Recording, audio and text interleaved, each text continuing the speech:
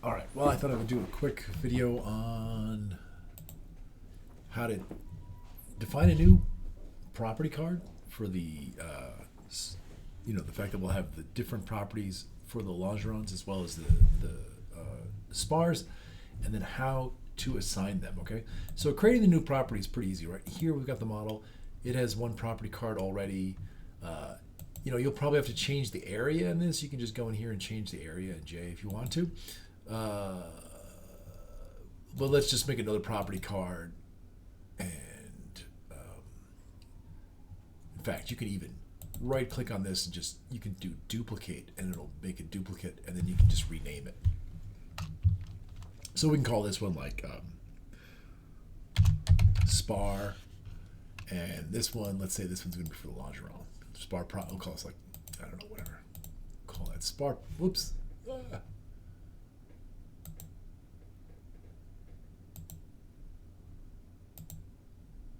did I do?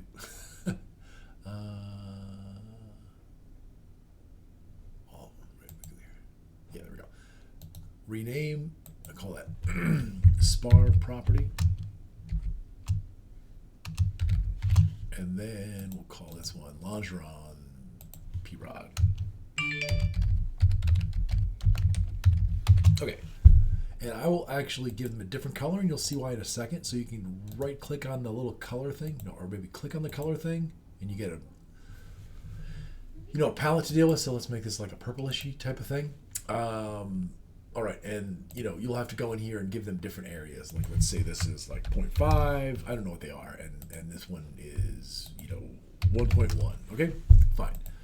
So right now,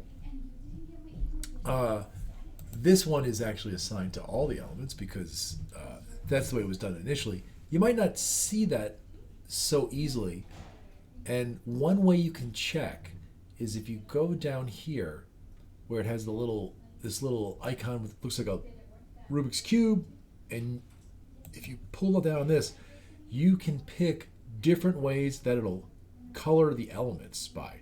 So right now I'm doing it by the component level. You can see they're all blue because that is the color associated with that component. If I were to change this from blue to greenish, you'd see that those would all change. But you can do it by other things as well. So if we do it by property, now you'll see all these elements have the yellow color that's associated with the longeron property. So these are all using that property. But I want to select the spars and make them use this one. Okay, so to do that, we're going to go under 1D as well.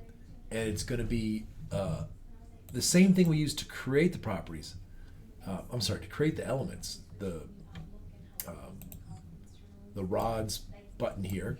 But instead of creating those like we did before, we are going to update. And we're going to update them with the property spar, okay? And this should still be C-Rod, but it doesn't actually matter here. So now we're going to select the elements. So it's this one, this one, this one, this one, this one, this one, and then finally the last one. And we're going to update that. So we're going to do update. And so now you can see they've changed color. They have this lavenderish type of color, and that's because they are using this as the property card and no longer using the longeron property card, okay? So that's how you do it, and that's the easy way to do it, okay? You could also delete everything and remake them again, but it's easier just to do it that way, okay?